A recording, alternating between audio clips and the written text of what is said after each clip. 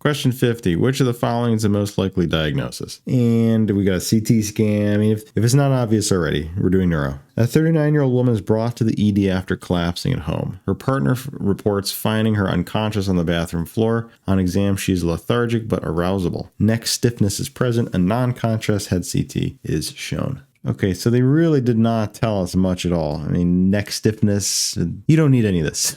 We have a CT scan, you don't need any of that. So long as you're decent at pattern recognition. So what do we have here? Do we have an ischemic stroke? Well, we've got a non-contrast head CT, and some parts are a little brighter than the other parts, the gray, the dark gray, right? So that's going to rule out our ischemic part. This is obviously a hemorrhage because some parts are different color. That means there's blood there. So it's not an ischemic stroke. Next up is intraparenchymal hemorrhage, subarachnoid hemorrhage, subdural hematoma, epidural hematoma. So just the different types of brain bleeds. Your three primary offenders that you're going to see on test day are going to be these ones. I can't say I've really ever seen a question where intraparenchymal hemorrhage was the correct answer. So let's just get this done with. You need to know what these look like. Grab a flashcard on all of these. They need to be memorized. And you need to know what type of vessels are ruptured to cause these types of hematomas. So if you had an epidural hematoma, that might look something like this. It's classically described as a discoid looking hematoma or a lens shape. I mean, sure,